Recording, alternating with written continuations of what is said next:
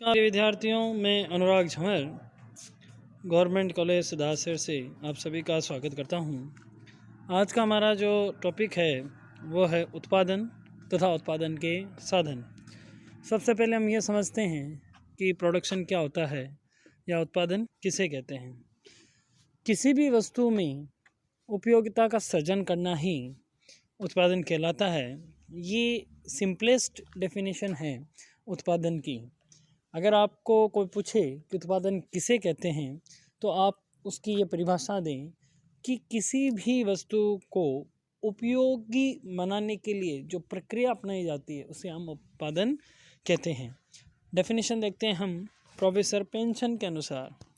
उत्पत्ति का अर्थ किसी पदार्थ के निर्माण से नहीं वरन इसका अर्थ वस्तु में मानवीय आवश्यकताओं को संतुष्ट करने की योग्यता, गुण अथवा शक्ति में वृद्धि करने से। आप किसी चीज़ को बना रहे हैं वो उत्पादन नहीं कहलाता। उत्पादन वह कहलाता है कि आपके उस एक्ट से, उस कृत्य से, उस कार्य से अगर वो वस्तु किसी व्यक्ति के लिए उपयोगी हो रही है। जैसे लकड़ी है, अगर लकड़ी की मेज़ बनाई जाए, अगर लकड़ी की कुर्सी बनाई जाए, अगर लकड़ी के बोर्ड्स बनाए जाएं तो वो काम आते हैं, तो वो उपयोगिता कहलाते हैं। वहीं आपने लकड़ी है, उसके छोटे छोटे अपने शौक से टुकड़े कर रहे हो जो कहीं काम नहीं आ पा रहे किसी के भी, तो वो उपयोगिता का सृजन नहीं कहलाता। तो उत्पत्ति का अर्थ किसी पदार्थ के निर्माण से नहीं वरना इसका अर्थ वस्तु में मानवीय आवश्यकताओं को संतुष्ट करने की योग्यता, गुण अथवा शक्ति में वृद्धि करने से है। नेक्स्ट है प्रोफेसर फ्रेजर के अनुसार उत्पादन का अर्थ वस्तु में उपयोगिता का सृजन करना है। ये मैं आपको पहले ही बता चुका हूँ। बहुत सिंपल, बहुत अच्छी डेफिनेशन है। आप इसको कोट करें अपने एग्ज़ाम में जब आपको ये पूछा जाए तो। अब हम देखते हैं कि उपयोगिता जो सृजन है वो किन किन विधियों या उसके क्या क्या तरीके हैं जिसके कारण से उपयोगिता का सृजन किया जाता है। तो पहली जो उपयोगिता है उसको हम बोलते हैं फॉर्म यूटिलिटी या रूप मूलक उपयोगिता। देखिए, किसी वस्तु के आकार में परिवर्तन के कारण से अगर वो वस्तु उपयोगी बन रही है तो वो रूप मूलक उपयोगिता कहलाती है। जैसा कि मैंने आपको पहले बताया कि लकड़ी को आपने मेज़ में कन्वर्ट किया, कुर्सी में कन्वर्ट किया, उसके बोर्ड्स बनाए, उससे आपने पेंसिल का कवर बनाया, तो वो वहाँ पे आपको उपयोगिता दिखा रही है।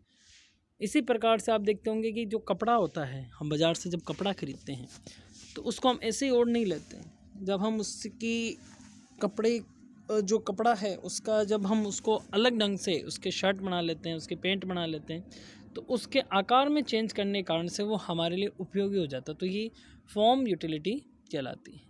नेक्स्ट है प्लेस यूटिलिटी।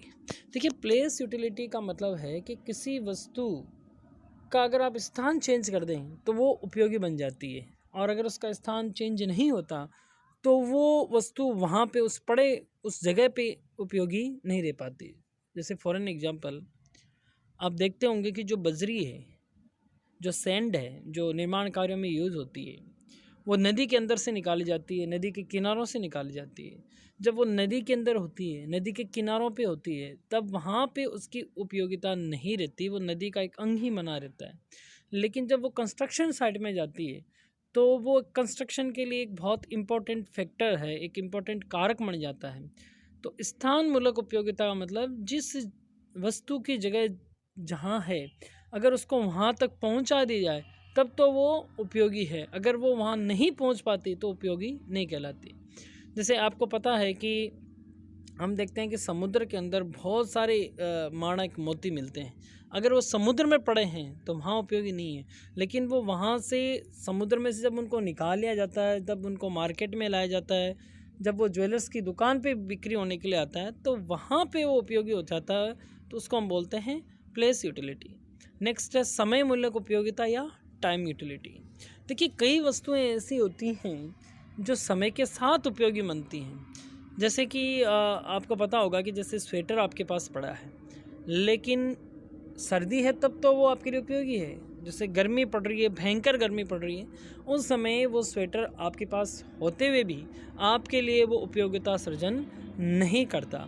वहीं पे अगर सर्दी का मौसम हो, कड़ाके की ठंड पड़ रही हो, तो वहाँ पे वो जो स्वेटर है, वो जो शॉल है, वो कंबल है, वो उपयोगी बनती है। होली पे रंग, दीपावली पे पटाखे या खुशी खुशी के मौके पे पटाखे, तो ये जो चीज़ें हैं जिनका होना उस समय ज़्यादा उपयोगी हो जाता है जब उनकी आवश्यकता पड़ती है। लास्ट है बट नॉट लिस्ट, देखिए अलग अलग बुक्स में इनकी अलग अलग विधियाँ दे रखी है, लेकिन हमने इनको बेसिकली 4 भागों में ही बांटा है।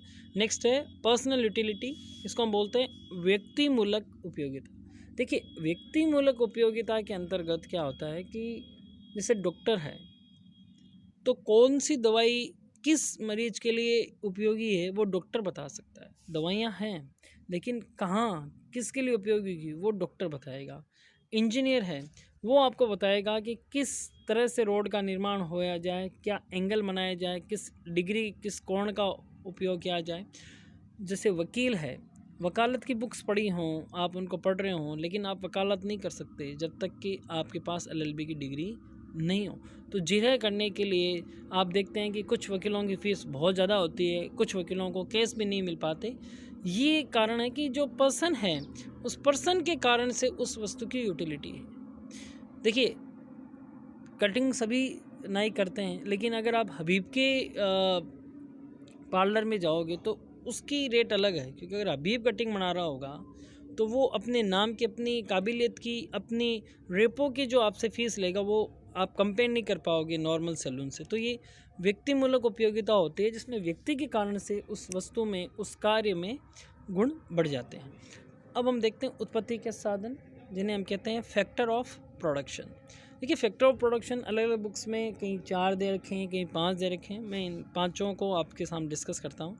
बेसिकली फैक्टर ऑफ प्रोडक्शन 4 होते हैं: land, labour, capital and management.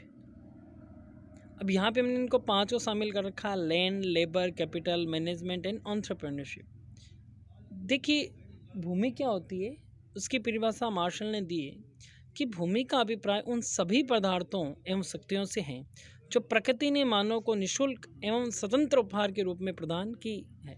देखिए ये आपको जो भूमि दिखाई दे रही है, इस पर अलग अलग तरह की वनस्पतियाँ उगी हुई है, हवा का इसमें वेग रहता है, पहाड़ हैं, कहीं पे पठार हैं, कहीं पे नदियाँ हैं।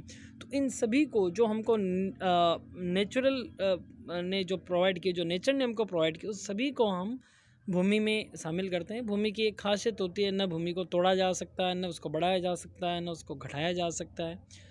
भूमि में फर्टाइल पावर होती है, उर्वरक शक्ति होती है, अलग अलग भूमि की अलग अलग शक्ति होती है। और जो लैंड होती है वो इनमोबिल होती है। आप ऐसा नहीं कि आपके पास सुजानगढ़ में 10 बीघा ज़मीन पड़ी है और आपको दिल्ली में रहना है तो आप इस 10 बीघा ज़मीन को दिल्ली ले जा सकते, ये पॉसिबल नहीं है। तो जो भूमि है वो उसमें मोबिलिटी नहीं होती। और भूमि के के प्रतिफल में जो प्रतिफल मिलता है भूमि के प्रयोग के बदले में, उसको हम रेंट कहते हैं, किराया कहते हैं। श्रम क्या होता है? अर्थशास्त्र में श्रम के अंतर्गत उन सभी मानवीय, चाहे वो शारीरिक हो चाहे वो मानसिक, जो मानव है चाहे वो शारीरिक कार्य कर रहा हो चाहे मानसिक कार्य कर रहा हो, और इस दृष्टि से कर रहा हो कि उसको उस कार्य से कुछ अर्थ मिलेगा, कुछ अर्थ कमा पाएगा, तो वो श्रम कहलाता है। देखिए श्रम को श्रमिक से अलग नहीं किया जा सकता। श्रम मोबाइल होता है, एक व्यक्ति कार्य करने के लिए एक स्थान से दूसरे स्थान जा सकता है। नेक्स्ट है पूंजी। देखिए पूंजी नेचुरल नहीं होती, पूंजी मैन मेड फैक्टर है। पूंजी मनुष्य द्वारा उत्पादित धन का वह भाग है जो अधिक उत्पादन के लिए काम में लिया जाता है। आपको सारे फैक्टर ऑफ प्रोडक्शन को इकट्ठा करना है, उनको रेम्युनरेशन देना है, तो आप पूंजी के बदले ही दे सकते हो। श्रम को जो उनके कार्य के बदले जो प्रतिफल मिलता है उसको मजदूरी बोलते हैं। पूंजी का जो प्रतिफल होता है वो ब्याज होता है।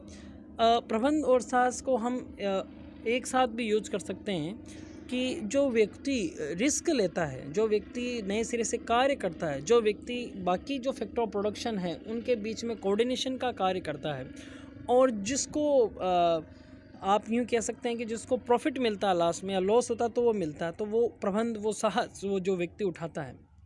तो ये 4 फैक्टर ऑफ प्रोडक्शन या 5 फैक्टर ऑफ प्रोडक्शन होते हैं। ये आप चाहें तो 4 को यूज़ कर सकते हैं, चाहे आप 5 को कोड कर सकते हैं, अपनी सुविधा से कर सकते हैं। तो ये उत्पत्ति के साधन होते हैं। तो बेटा आज हमने देखा फैक्टर ऑफ प्रोडक्शन क्या होता है, प्रोडक्शन की डेफिनेशन क्या होती है, और क्या क्या अलग अलग रीतियाँ हैं, मेथड्स हैं उपयोगिता सृजन करने की या उत्पादन की। तो आज के लिए इतना ही। धन्यवाद प्रिय विद्यार्थियों।